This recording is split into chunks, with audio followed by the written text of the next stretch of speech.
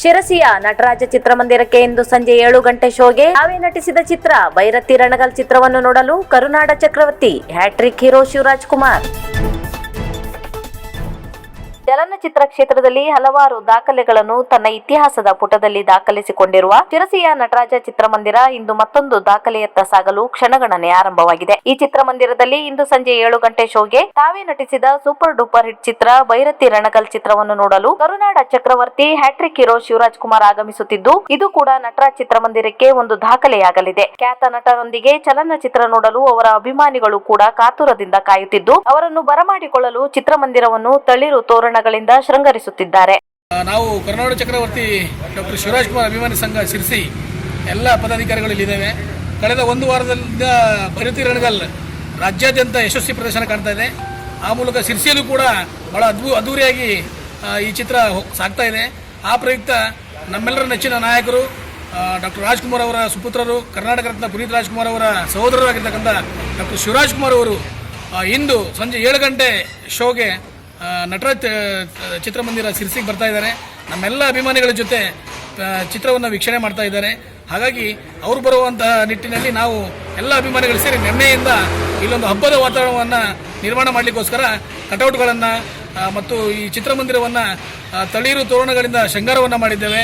ಈ ಸಂಜೆಗೆ ಶಿವಣ್ಣವರು ಬಂದ ತಕ್ಷಣ ಅವರಿಗೆ ಮಾಲಾರ್ಪಣೆ ಮತ್ತು ಪುಷ್ಪಾರ್ಚನೆ ಇರ್ತದೆ.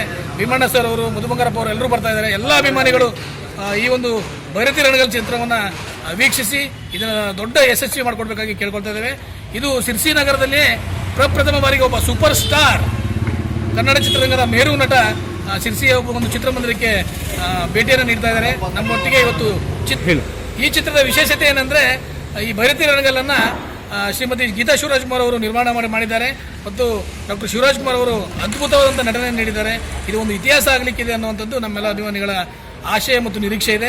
ಎಲ್ಲ ಅಭಿಮಾನಿಗಳು ಇವತ್ತು ಸಂಜೆ 7 ಗಂಟೆಗೆ ಶಿರಸಿ ನಗರದ ನಟರಾಜ್ ಚಿತ್ರಮಂದಿರಕ್ಕೆ ಆಗಮಿಸಿ ಶಿವರಾಜ್ ಕುಮಾರ್ ಅವರೊಂದಿಗೆ ಚಿತ್ರವನ್ನು ವೀಕ್ಷಣೆ ಮಾಡಬೇಕಾಗಿ ನಮ್ಮೆಲ್ಲ ಅಭಿಮಾನಿಗಳ ಬಳಗದ ಪರವಾಗಿ ಕೇಳಿಕೊಳ್ತಾ ಇದ್ದೇವೆ. ಸರ್ಕಾರ ಮತ್ತು ಮುಖ್ಯಮಂತ್ರಿ ಸಿದ್ದರಾಮಯ್ಯ ವಿರುದ್ಧ ಇಲ್ಲಸಲ್ಲದ ಆರೋಪ ಮಾಡಿ ಚುನಾವಣೆ ನಡೆಸಿದ ಬಿಜೆಪಿ ಹಾಗೂ ಜೆಡಿಎಸ್ ಮೈತ್ರಿಗೆ ರಾಜ್ಯದ ಜನ ತಕ್ಕ ಪಾಠ ಕಲಿಸಿದ್ದಾರೆ. ಶಾಸಕ ಭೀಮಣ್ಣ ಟಿ ನಾಯ್ಕ್. ಸರ್ಕಾರ ಮತ್ತು ಮುಖ್ಯಮಂತ್ರಿ ಸಿದ್ದರಾಮಯ್ಯ ವಿರುದ್ಧ ಇಲ್ಲಸಲ್ಲದ ಆರೋಪ ಮಾಡಿ ಚುನಾವಣೆ ನಡೆಸಿದ ಬಿಜೆಪಿ ಹಾಗೂ ಜೆಡಿಎಸ್ ಮೈತ್ರಿಗೆ ರಾಜ್ಯದ ಜನ ತಕ್ಕ ಪಾಠ ಕಲಿಸಿದ್ದಾರೆ ಎಂದು ಶಾಸಕ ಭೀಮಣ್ಣ ಟಿ ನಾಯ್ಕ್ ಅವರು ಸಿದ್ದಾಪುರದಲ್ಲಿ ಮಾಧ್ಯಮದವರು ಕೇಳಿದ ಪ್ರಶ್ನೆಗೆ ಉತ್ತರಿಸಿದ್ದಾರೆ.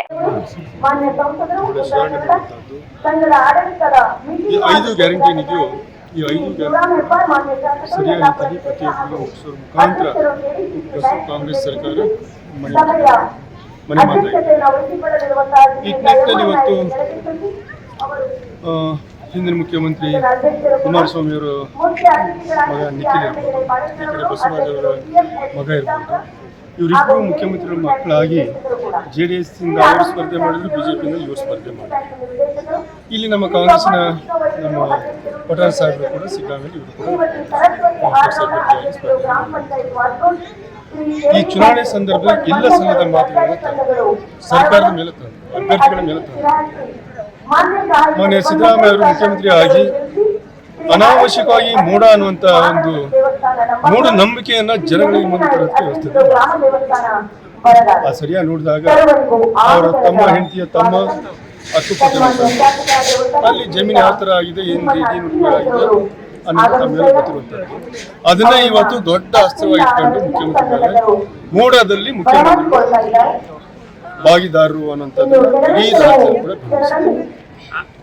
ನಂತರದಲ್ಲಿ ಬೇರೆ ಬೇರೆ ಅಂದ್ರೆ ಬಿಜೆಪಿ ಅವರಿಗೆ ಸರಿಯಾದ ರೀತಿಯಲ್ಲಿ ಆಡಳಿತ ಮಾಡುವ ಮುಖಾಂತರ ಜನರ ಮನಸ್ಸನ್ನ ಗೆದ್ದು ಸರ್ಕಾರ ಮಾಡಿದಂತ ಹಿಂದೆ 2 ಬಾರಿ ಮಾಡಿದ್ರು ಕೂಡ ಹಿಂದಿನ ಬಾರಿಯಿಂದ ಬಂದು ಶಾಸಕರನ್ನ ಖರೀದಿ ಮಾಡಿ ಅಧಿಕಾರ ಮಾಡಿ ರಾಜ್ಯವನ್ನ ಲೂಟಿ ಹೊಡೆದಿರ್ತಕ್ಕಂಥ ಬಿಜೆಪಿ ಸರ್ಕಾರ. ಇವತ್ತು ಕಾಂಗ್ರೆಸ್ ಸರ್ಕಾರ ಮಾನ್ಯ ಮುಖ್ಯಮಂತ್ರಿ DK ಶಿವಕುಮಾರ್ ಸರ್ ಅನೇಕ ಮಂತ್ರಿಗಳಾಗಿ ಒಳ್ಳೆಯ ಆಡಳಿತವನ್ನು ಕೊಡುವಂತ ನೋಡಿ ರಾಜ್ಯದಲ್ಲಿ ಈ 3 ಕ್ಷೇತ್ರದಲ್ಲೂ ಕೂಡ ಗೆಲುವಿನ ಮುಖಾಂತರ ಇವತ್ತು ರಾಜ್ಯದಲ್ಲಿ ಸ್ಥಿರವಾಗಿರ್ತಕ್ಕಂಥ ಸರ್ಕಾರ ಕಾಂಗ್ರೆಸ್ ಸರ್ಕಾರ, ಸಿದ್ದರಾಮಯ್ಯ ಸರ್ಕಾರ. ಈ 3 ಚುನಾವಣೆ ಘೋಷಣೆಯಿಂದ ಇದ್ರ ಬಗ್ಗೆ ಮತ್ತೇನು ಹೇಳಕ್ ಹೋಗಲ್ಲ. ಹಾಗೆ ಇವತ್ತು ಬಿಜೆಪಿಯವರು ಇಲ್ಲ ಸಲ್ಲದ ಮಾತನ್ನ ಬಿಡಬೇಕಾಗತ್ತೆ. ಇನ್ನೊಬ್ಬರ ಮೇಲೆ ಅನಾವಶ್ಯಕವಾಗಿ ಗೂಬೆಯನ್ನು ಕೂಡಿಸುವಂಥದ್ದು ಬಿಡ್ಬೇಕಾಗತ್ತೆ.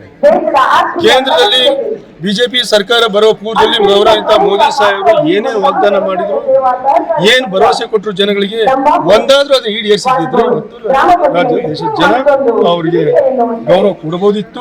ಆದ್ರೆ ಗೌರವ ಇವತ್ತು ಬಿಜೆಪಿ ಕೇಂದ್ರ ಸರ್ಕಾರ ಇದ್ದು ಯಾವ ಮತ ಕೊಟ್ಟು ಮಾಡಿದ್ರು ಗೊತ್ತಿಲ್ಲ. ಕೊಟ್ಟಂತ ಮಾತು ನಮಗೂ ಕೂಡ ಈಡೇರಿಸಿಲ್ಲ. ಅದಕ್ಕೆ ಇವತ್ತು ನಮ್ಮ ರಾಜ್ಯದಲ್ಲಿ ಪಂಚ ಗ್ಯಾರಂಟಿನೂ ಕೂಡ ಕಾರ್ಯಕರ್ತರ ಮುಖಾಂತರ ಇವತ್ತು ಕೋಟ್ಯಾಂತರ ಜನ ಇವತ್ತು ಅದ್ರ ಉಪಯೋಗ ಮೂರು ಕ್ಷೇತ್ರವನ್ನ, ಒಂದು JDS ಕ್ಷೇತ್ರ ಇತ್ತು, ಒಂದು ಬಿಜೆಪಿ ಕ್ಷೇತ್ರ ಇತ್ತು, ಒಂದು ನಮ್ಮ ಕಾಂಗ್ರೆಸ್ ಕ್ಷೇತ್ರ ಇತ್ತು. ಈ ಮೂರು ಕ್ಷೇತ್ರವನ್ನ ಗೆಲ್ಲೋದ್ರ ಮುಖಾಂತರ ಇವತ್ತು ರಾಜ್ಯದಲ್ಲಿ ಕಾಂಗ್ರೆಸ್ ಸರ್ಕಾರ ಸ್ಥಿರ ಸರ್ಕಾರ, ಒಳ್ಳೆ ಆಡಳಿತ ಕೊಡ್ತಕ್ಕಂಥ ಸರ್ಕಾರ, ಒಳ್ಳೆ ಮುಖ್ಯಮಂತ್ರಿ ಅನ್ನೋದನ್ನ ಇವತ್ತು ಎತ್ತಿ ತೋರಿಸ್ತದೆ. ಬನವಾಸಿ ವ್ಯಾಪ್ತಿಯಲ್ಲಿ ಹೆಲ್ಮೆಟ್ ಮತ್ತು ರಸ್ತೆ ಸಂಚಾರದ ಬಗ್ಗೆ ಜನರಲ್ಲಿ ಅರಿವು ಮೂಡಿಸಲು ಜನಜಾಗೃತಿ ಜಾಥಾ. ಬನವಾಸಿ ವ್ಯಾಪ್ತಿಯಲ್ಲಿ ಹೆಲ್ಮೆಟ್ ಮತ್ತು ರಸ್ತೆ ಸಂಚಾರದ ಬಗ್ಗೆ ಜನರಲ್ಲಿ ಅರಿವು ಮೂಡಿಸಲು PSI ಚಂದ್ರಕಲಾ ಪತ್ತಾರ್ ನೇತೃತ್ವದಲ್ಲಿ ಜನಜಾಗೃತಿ ಜಾಥಾ ನಡೆಸಲಾಯಿತು. ಈ ಸಂದರ್ಭದಲ್ಲಿ ಅವರು ಹೆಲ್ಮೆಟ್ ಧರಿಸದೆ ಬಂದ ವಾಹನದಾರರಿಗೆ ಹೂ ನೀಡಿ ಅವರಿಗೆ ವಾಹನ ಸಂಚಾರದ ಬಗ್ಗೆ ಅರಿವು ಮೂಡಿಸಿದರು.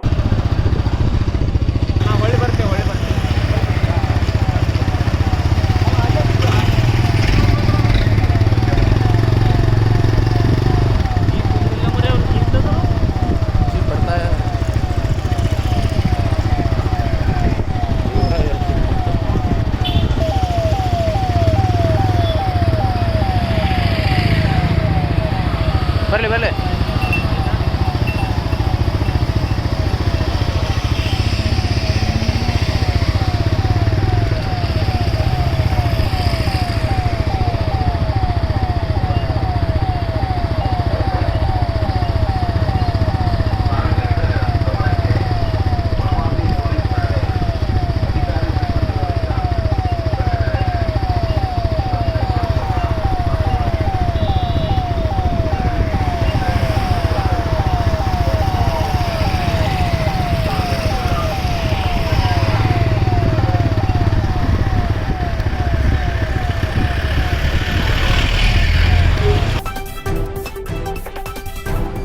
ಡಾನ್ ಬಾಸ್ಕೋ ವಿದ್ಯಾರ್ಥಿಗಳು ಥ್ರೋಬಾಲ್ನಲ್ಲಿ ಜಯ ಸಾಧಿಸಿ ರಾಜ್ಯ ಮಟ್ಟಕ್ಕೆ ಆಯ್ಕೆ. ನಿನ್ನೆ ರಾತ್ರಿ ಹೊನ್ನಾವರದಲ್ಲಿ ನಡೆದ ವಿಭಾಗೀಯ ಮಟ್ಟದ ಕ್ರೀಡಾಕೂಟದಲ್ಲಿ ಶಿರ್ಸಿ ಶೈಕ್ಷಣಿಕ ಜಿಲ್ಲೆ ಥ್ರೋಬಾಲ್ನಲ್ಲಿ ಜಯ ಸಾಧಿಸಿ ರಾಜ್ಯ ಮಟ್ಟಕ್ಕೆ ಆಯ್ಕೆಯಾಗಿದೆ. ತಂಡದಲ್ಲಿ ಡಾನ್ ಬಾಸ್ಕೋ ಶಾಲೆಯ ವಿದ್ಯಾರ್ಥಿಗಳು ಅತ್ಯುತ್ತಮ ಪ್ರದರ್ಶನವನ್ನು ತೋರಿದ್ದಾರೆ. ವಿದ್ಯಾರ್ಥಿಗಳ ಸಾಧನೆಗೆ ಶಾಲಾ ಆಡಳಿತ ಮಂಡಳಿ ಶ್ಲಾಘನೆ ವ್ಯಕ್ತಪಡಿಸಿ ಮುಂದೆ ನಡೆಯಲಿರುವ ರಾಜ್ಯ ಮಟ್ಟದ ಕ್ರೀಡಾಕೂಟಕ್ಕೆ ಶುಭ ಹಾರೈಸಿದ್ದಾರೆ. ಶಿರಸಿಯ ಕೋಟೆಕೆರೆಯಲ್ಲಿ ಪೌರ ಕಾರ್ಮಿಕರೊಂದಿಗೆ ಹುಟ್ಟುಹಬ್ಬವನ್ನು ಅರ್ಥಪೂರ್ಣವಾಗಿ ಆಚರಿಸಿಕೊಂಡ ಅಶ್ವಿನ್ ಭೀಮಣ್ಣ ನಾಯ್ಕ್. ಶಾಸಕ ಭೀಮಣ್ಣ ಟಿ ನಾಯ್ಕ್ ಅವರ ಕುಲಪುತ್ರ ಅಶ್ವಿನ್ ಭೀಮಣ್ಣ ನಾಯ್ಕ್ ಅವರು ತಮ್ಮ ಹುಟ್ಟುಹಬ್ಬವನ್ನು ಶಿರಸಿಯ ಕೋಟೆಕೆರೆಯಲ್ಲಿ ಪೌರ ಕಾರ್ಮಿಕರೊಂದಿಗೆ ಅರ್ಥಪೂರ್ಣವಾಗಿ ಆಚರಿಸಿಕೊಂಡರು. ಈ ಸಂದರ್ಭದಲ್ಲಿ ಅಶ್ವಿನ್ ಇವರು ಪೌರ ಕಾರ್ಮಿಕರಿಗೆ ಸಿಹಿ ಹಂಚಿದರಲ್ಲದೆ ಅವರೊಂದಿಗೆ ಉಪಹಾರ ಸೇವಿಸಿದರು. ಈ ಸಂದರ್ಭದಲ್ಲಿ ಭೀಮಣ್ಣ ನಾಯ್ಕ್ ಅಭಿಮಾನಿ ಬಳಗದವರು ಕೂಡ ಹಾಜರಿದ್ದರು.